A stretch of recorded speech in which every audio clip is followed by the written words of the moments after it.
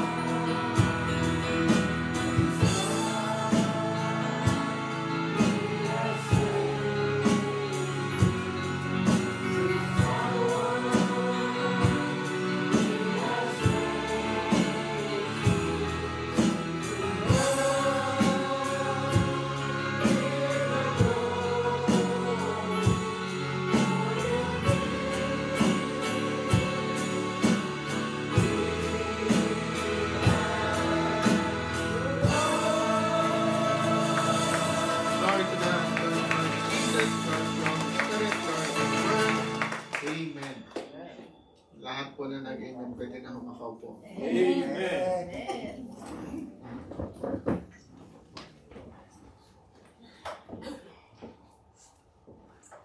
Saan ako haharap? Dito na lang ako sa gitna. Dito na lang kayo nanay para siya. Anyway, my brothers and sisters, sa mapagpalang gabi po sa inyong lahat. At ako po'y nagagalak na tayo magkita-kita muli dito sa Alhambra. Alhambra. Alhambra. Hindi Alhambra. Pasensya kayo. Pasensya na kayo. Matagal na ako, hindi na ako nadapapad ako dito. No? Anyway, my brothers and sisters, we have a good reading for tonight. Amen. No? And you have heard what we have read. This is... Kilala niyo si Timothy? Ha? Anak ko yun eh. Oh, hindi naman. Timothy is one of the disciples of St. Paul.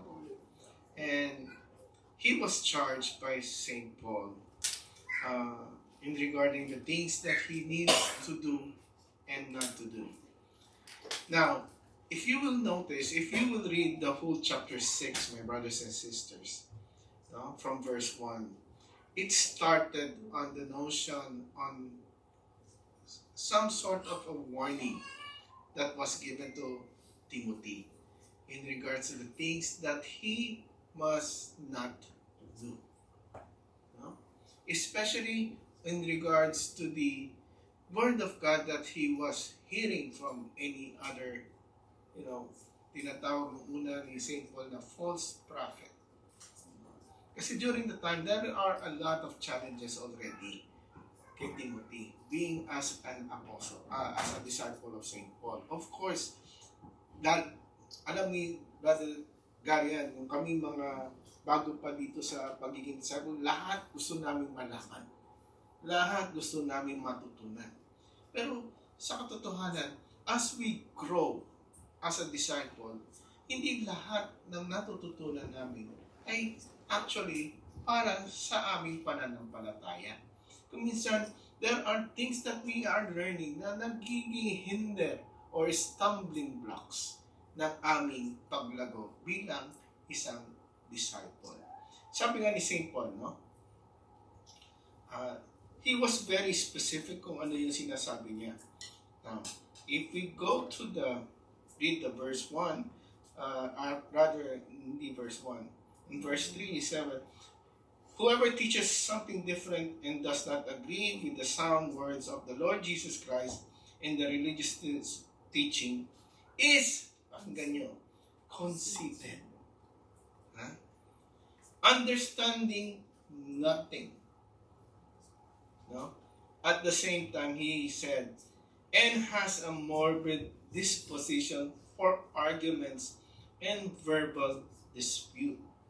For this comes envy, rivalry, insult, and even evil suspicions, and mutual frictions among people with corrupted minds who were deprived of the truth, supposing religion to be means of gains. Now, kung uunawain natin ang sinasabi dito ni St. Paul, no? Sinasabi niya, itong nagtuturong ito, kung minsan ay ginagawa niya ito dahil gusto lamang niyang, sa matutal, no? Gusto lamang niyang makilala bilang isang disciple. Pero sabi niya, ang katotohanan, ang nilalaman ng kanilang tinuturo ay puro kayabangan laang. No? At the same time, sabi niya, itong klaseng mga tao ito, sa katotohanan ay wala talagang nauunawaan tungkol sa katotohanan ng salita ng Diyos. Mga kapatid, this was St. Paul on the time of Timothy. No? And believe it or not, this thing still happens today. People are preaching the Word of God, but the truth is, they do not completely understand what they are actually preaching. Let me give you an example. No? Sabi ng ating Panginoon, tayo ay magmahalan. Amen? But they were always concentrated on the preaching of the things that para sa ikalalago ng ating pananampalataya, pero ang katotohanan diyan, kapatid, ay isang bagay lamang ang gustong gawin ng ating Panginoon para sa atin. At ano yan? Now, I'll give you an example. I'll give you a Bible fact for me to answer that question. Huh? This is a Bible fact. Not any word in the Bible when Jesus was here with his disciples asked them to worship him. Alam niyo ba yun? Ni minsan sa sa Bibliang istorya doon sa ministry ng ating Panginoon, ni isang bagay na sinabi niya, wala siyang isang bagay na sinabi niya doon na sambahin niyo ko. But instead, what did he say? Come, follow me. And that was his instruction. Follow him. And what do we mean about following? No? It is that we need to follow whatever Jesus did. Not only hearing the words that he preached, but also able to see and witness that what Jesus did for everybody that approached him. He gave care to the poor, care for the sick. He gave mercy. No? Those are the things that Jesus did, and that is the thing that He wants us to follow. The question is this, my brothers and sisters, in regard to the gospel of, rather in the letter of St. Paul to Timothy. He was referring of the true nature of being a man and woman of God. No? Kaya nga, ang start niya dito, sabi niya, doon sa kanya, but us or you, man of God. No? Now the question is this, are you a man of God or a woman of God? Hello? It's easier to say it. Pero sa katotohanan, sasabihin natin, iisip-isipin natin, parang napakahirap naman. No? Madaling sabihin, pero kung ating pagninilayang maigi, parang mahirap. Pero isang katotohanan niya, kapatid, ay ganito. Para mo maunawaan ang lahat ng bagay na gagawin mo para sa Panginoon, kailangan mo maunawaan kung ano ang kahuhahantungan natin sa kahuli-hulihang sandali ng ating panahon. Amen. And that's what the gospel reading from the Gospel of St. Luke, chapter 16, verses 13 to verses 19 to 31, which is the gospel reading for this coming Sunday, talks about. It talks about our future. No? Ang kahahantungan natin. And somehow, my brothers and sisters, this gospel is a very specific illustration on our final destination. A specific illustration.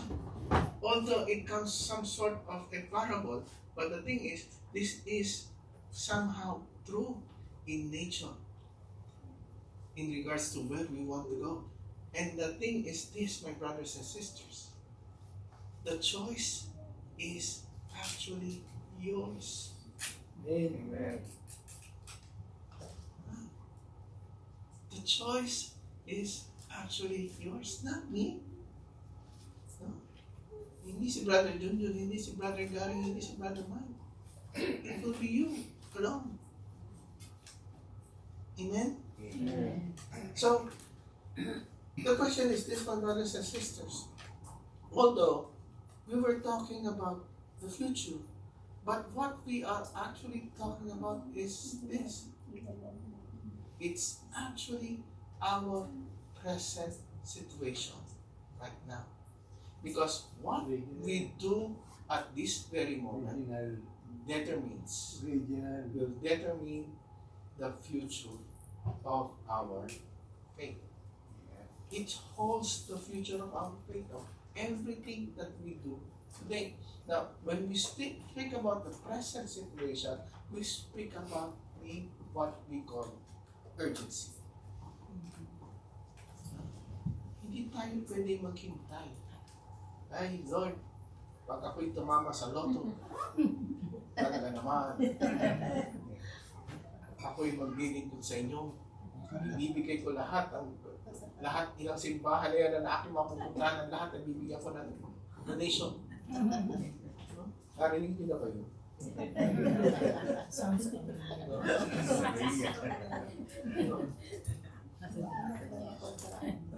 Ha?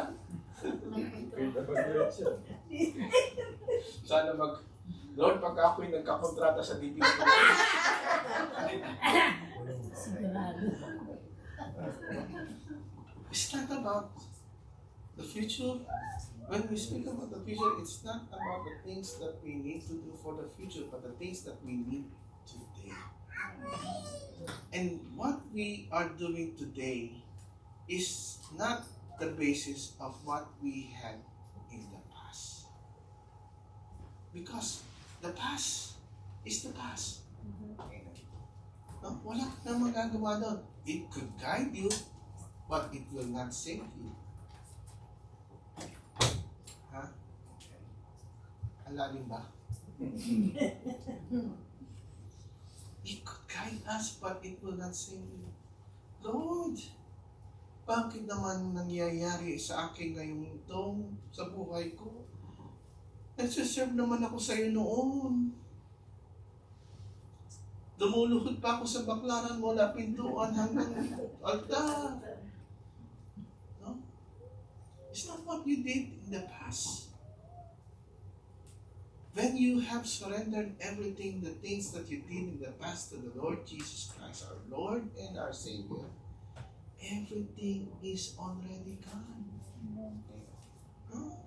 Sabi nga niya that you will be what we call in the Bible a new creation.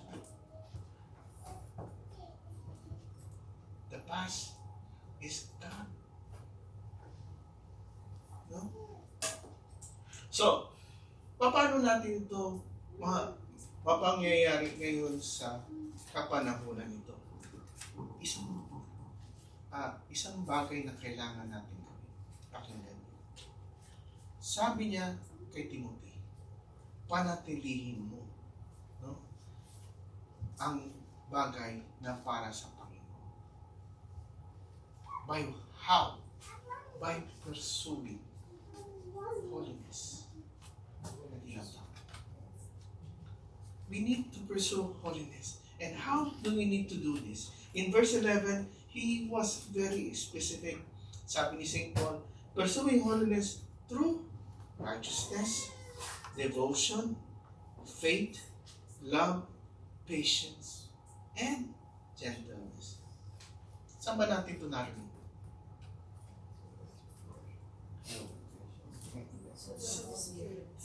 From the fruit of the Holy Spirit. So what does it mean?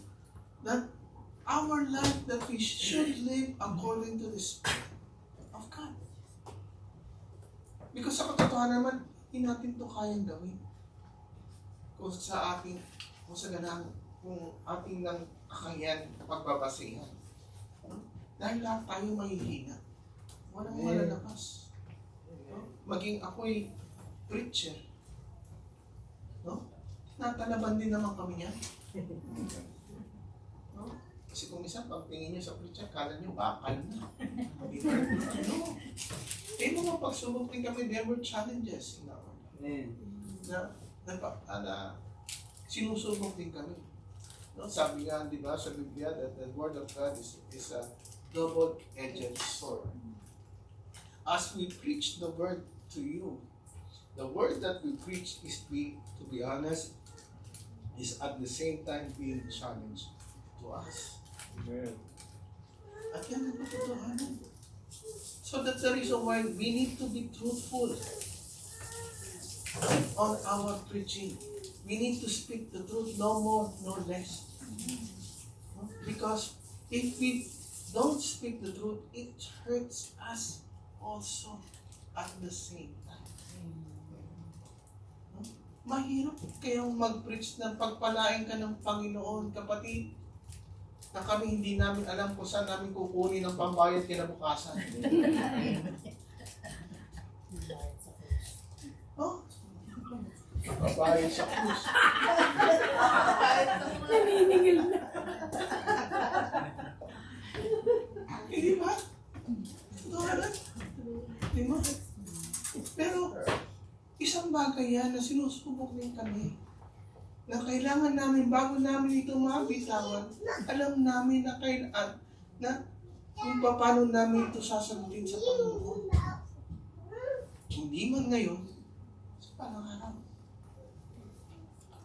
Amen? Amen. At ganun din sa bawat isa sa atin na nakikinig ngayon. Amen. Righteousness, no? Ang katwiran, tunay na katwiran. When we speak about devotion, yan ang pinakamahirap, that we need to devote ourselves. No? Ang hirap ko yan. No? Pero it's a thing that we must do for the Lord. Not only that we have to pursue holiness, that we also have to compete well for the faith.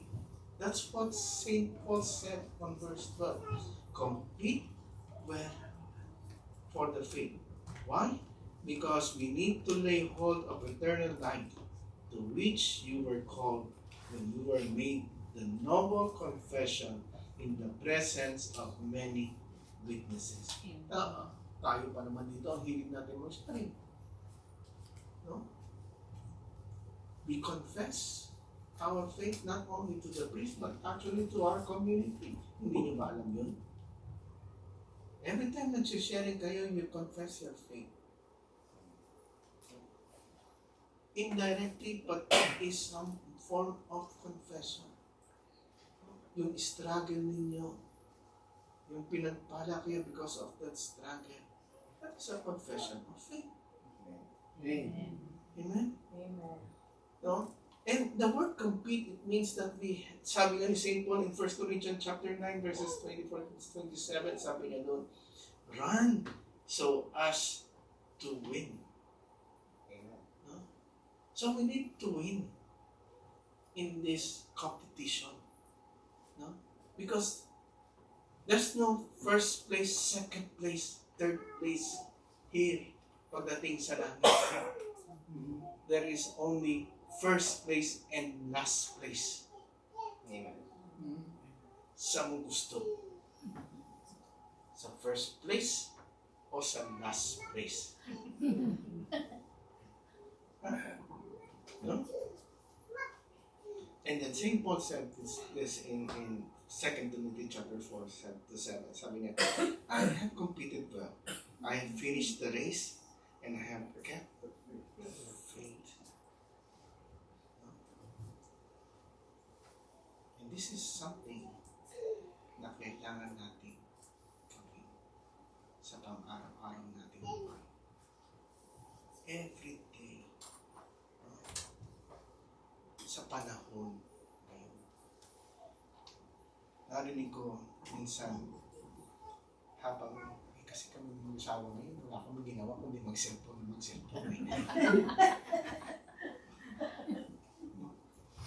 Pati sa kama, magsiselfone ka. Pati sa kotse habang siya nagsiselfone. Pero maganda naman kasi kung isang beses nag-cellphone siya, pinakikinggan niya kay Brother Mike. No? So, meron ako narinig na napakaganda. Sinabi doon ni Brother Mike.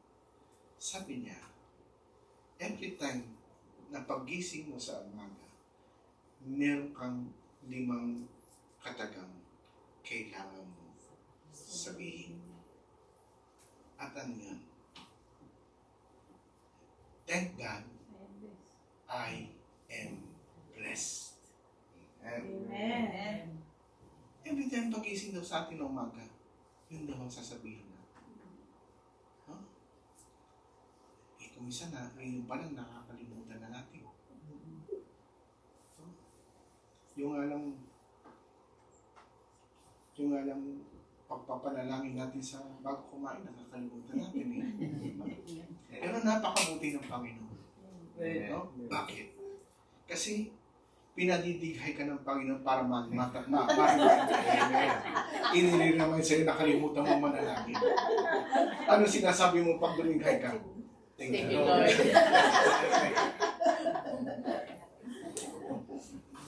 No? No? But then, these are the things that is happening every day sa buhay natin. Gigising ka ng umaga, iinom ka ng kape. Ako, kung isa naiinis sa akin ng asawa ko. Kasi sa totoo lang, ako, hindi mo ako mapapagising sa umaga, tatayo at maliligo. Kailangan ko muna magmuni-muni ng 2 oras.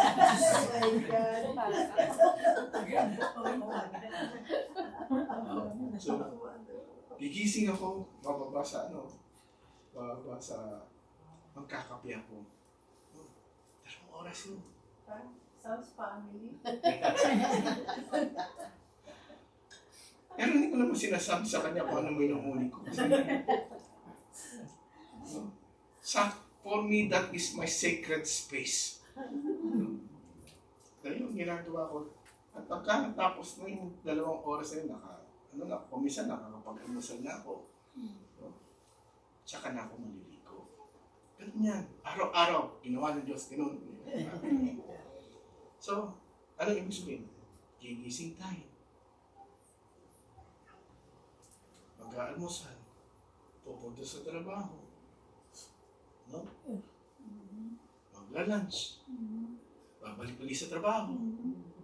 Tapos, pagkatapos nun, uuwi ka na ng bahay. Pagkatapos, magdi-dinner ka. Tapos, matutulog ka. Amen? Maniwala ka sa hindi. Believe it or not, what had happened to you on that day will be the same thing will happen to you on the next day. Amen. Amen? So, it's either you take it as a routine, but the thing is this, you need to understand, you do not live just simply to exist. You live for a greater purpose. Amen. And that is the truth. And what is your purpose on that day? Of course, the first thing that we did, we thank God. Declare that you have blessed. And this is the third thing that we have to understand in this reading, that we need to hold on to that noble confession that we have confessed. Hold on. So by holding on, my brothers and sisters, it means that we need to live our life holding on to the confession that we have confessed. If you confess that Jesus Christ is Lord, but if only on lip service without any act of mercy, work of mercy, work according to Jesus Christ had done for us, then everything that we do on that day is simply nothing. It means we go back to the verse 3 that Saint Paul said, that we are same as this kind of people, that we do not understand, or we are the people understanding nothing. Gusto niyo ba mapabilang doon? No? Of course not. As we hold on to that noble confession, we have to act accordingly to that noble confession. And there, being a man and woman of God, of course, there was a charge that Saint Paul said to Timothy, that he needs to be spotless and without reproach. No? What does it mean without stain? No? Without stain means spotted. Without reproach means that we need to be blameless. So, paano mangyayari ito? Sasabihin mo, hindi naman tayo perfecto, hindi naman tayo Diyos. Paano ito magiging pangyayari sa buhay natin? Ang pangyayari lamang ito sa buhay natin, hindi dahil sa pinilit mong gawin ito, kundi naunawaan mo sa bawat sandali ng buhay mo ay mapangyayari mo ito dahil kasama mo ang Espiritu ng Diyos. Amen. Amen? Amen. There will always be challenges in our life. And that is the truth. No? Yung pagpunta nga lang dito natin, no? Ako kanina, sa totoo lang, wala akong tulog dahil kanina kagabi. Kulang akong tao sa aking trabaho. Napilitan ako magtrabaho ng actually more than 16 hours ako nagtrabaho kagabi, kahapon. So, alauna, medyo na ako nakarating sa bahay, tapos alas 2 na ako nakatulog. Tapos nagising pa ako na alas 3, may tabog sa Pilipinas yung asawa ko. So, kailangan ko magising ng maaga dahil dadalhin ko naman sa school yung aking anak. Pagkatapos ko dahil sa nagtrabaho ulit ako, maniwala ka, nagtatrabaho ko, nakapikit ang mata. Nahirap ako sa mata ko. Kaya nag-decide ako, sabi ko sa asawa ko, uwi ako ng maaga. At least pag uwi ko ng maaga, makaidlip pa lang ako ng konti bago ako makapunta rito sa Alhambra.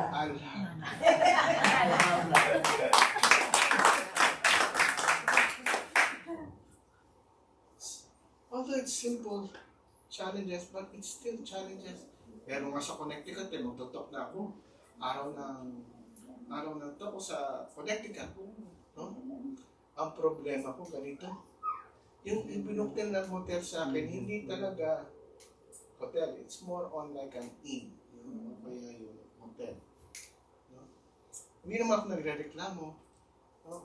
Okay lang sa akin. Kaso lang, nung natutulog ako, kinabukasan magtotoo ako, maraming ingay. Meron pa akong naririnig na, huwag na natin sa manipis yung kanilang bukid. Sa totoo lang, hindi ako nakatulog nung gabi yun. So, kinabukasan, okay, sabi nila may kape daw doon sa opisina ng hotel na yun. So, pumunta ako, kumuha ako ng kape. Kumuha ako ng kape, ang labdaw naman ng kape. Sabi ko, hindi ito makakagising sa akin. Problema ko, wala pang bukas. So, hindi yun na talagang challenge ko nung araw na yun. Nag-review na ako ng aking itutok.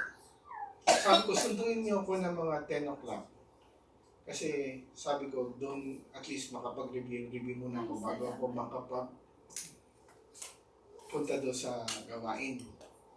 So, kaso napaaga yung aking pagtatapos ng review. So, nag-decide ako mga alas 8 na maligo na.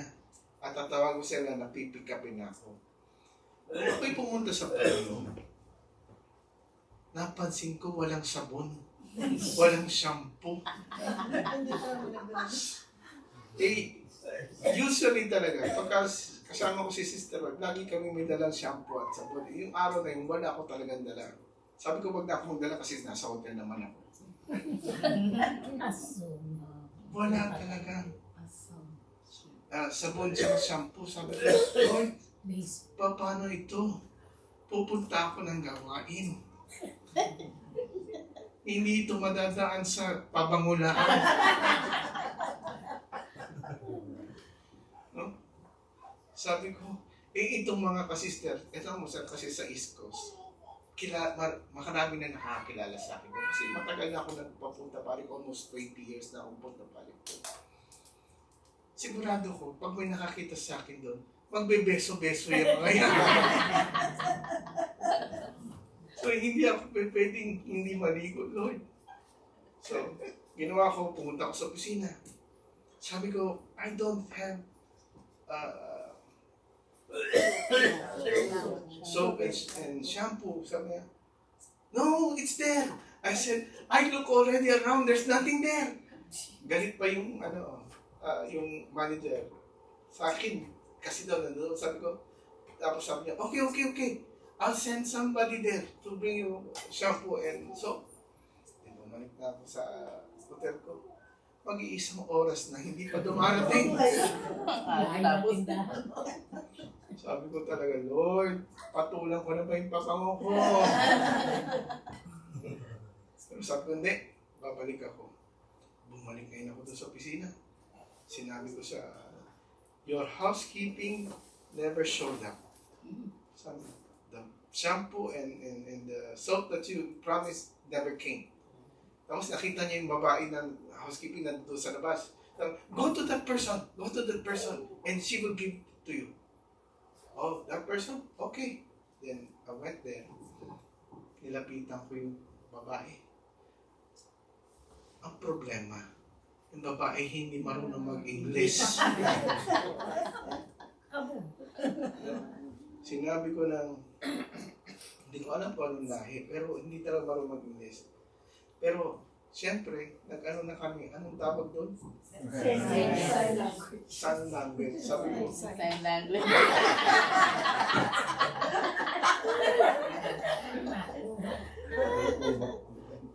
hindi ko alam, para ako nabukang ulo yun. Pero, Salamat sa Diyos, naunawaan naman niya. Binigyan naman ako ng sakatutak. Sabi siguro niya, kailangan nito maraming sabon na ito. Sa pagtawid, nakaligo ako, nakaano ako. Pero, at that day, I have a choice. The same choices that you will have in your daily life. It's either that I have to stay in this hotel or get a new one. No? So I could be comfortable. No? Sabi naman ako, nag-book na ako ng sarili ko. Sa gabi, kasi may isang gabi pa ako doon. Puti naman, mura lang naman yung hotel doon sa ano. So nakabook ako. So, sinundo na ako ng mga kasister. Sinabi ko sa mga kasister yung anong nangyari sa akin. Sabi ko sa kanila, binigay ko yung susi, huwag kayong mag-alala. It's not nothing against you. It's just that I need to be comfortable tonight. Kasi pagod tayo eh. Ilang mo sa biyahe. No? Hindi pa ako nakatulog doon araw na yun. Tapos papagod pa ako sa gabi na yun. Nagtutok pa ako. Ang gawain doon mula umaga hanggang hapon. No? So, ang haba. So, I need to rest. Sabi ko lang sa kanya. Naintindihan naman nila. Wala naman sinabi ko. Now, why am I saying this? No? All the challenges that we are facing in our everyday life, no? There will be, the thing is, at the moment of the challenges in your life, you will have always a choice. A choice to better yourself for God, or a choice of doing nothing. Ako'y kinakabahan sa Parang natin.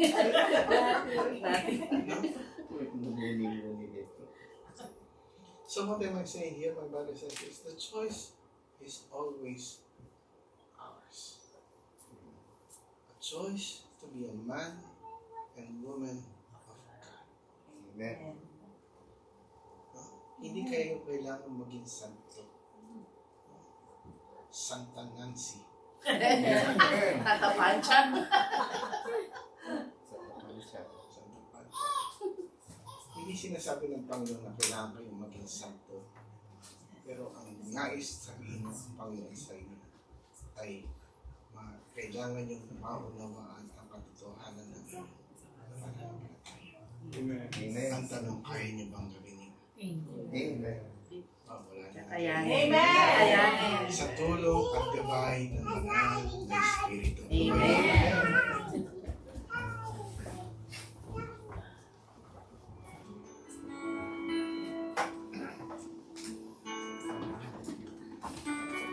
As I have said, my brothers and sisters, the choice is ours. But that choice must be done at this very moment. Not tomorrow, but today. Hindi bukasan, kundi ngayon. Ngayon na. Ngayon nasa sa inyo yan. Hayaan nyo awitin nito maging inspirasyon ng inyong panalangin. Nakit nyo ang inyong mata. Lagay nyo ang kamay sa inyong puso.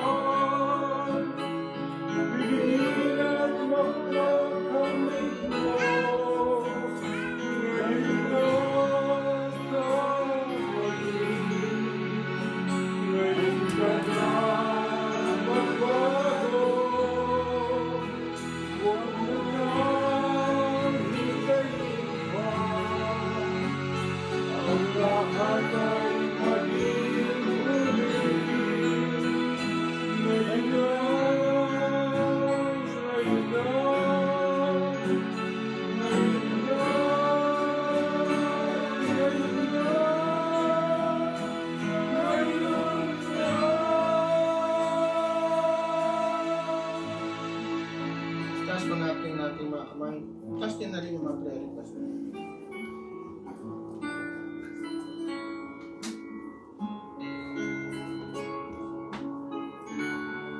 Tanong ko kapatid na naniniwala kayo na may magagawa ang Diyos sa buhay natin. Amen. Hindi kayang gawin ng tao, ay kayang gawin ng Diyos. Yes, Lord. Na sa Kanya ay walang imposible. Kung yun ay inyong pananampalataya, sundan nyo ang aking panalangin para sa ating lahat. Diyos na makapangyarihan sa lahat. Nakakapangyarihan. Ikaw ang aming Yahweh El Shaddai, Ikaw ang aming Yahweh El Shaddai. na pinanggagalingan Na pinagkagalingan ng lahat ng bagay ng lahat ng bagay sa aming buhay. sa aming buhay. Panginoon, Panginoon, maraming salamat po maraming salamat sa iyong kaluwalhatian. sa iyong kaluwalhatian. Maraming salamat po Maraming salamat sa iyong kabutihan. sa iyong kabutihan. Dalangin namin Dalangin namin ngayong araw na ito ngayong araw na ito ang kaganapan ang kaganapan ng mabuting ng mabuting balita balita ay mapasa amin ay mapasa amin ngayong sandaling ito. ngayong sandali ito. Dalangin po namin Dalangin po namin ngayong gabi ito ngayong gabi ito na ang iyong kalooban na iyong kalooban ay mapasa amin ay mapasa amin ngayong sandaling ito. ngayong sandali ito. Ito ay samot dalangin namin Sa dalangin sa pangalan sa pangalan ni Jesus. ni Jesus. Sa pangalan Sa pangalan ni Jesus. ni Jesus. Sa pangalan Sa pangalan ni Jesus. ni Jesus. Sa ngalan ng Ama, ng Anak, ng Espiritu Santo. Amen.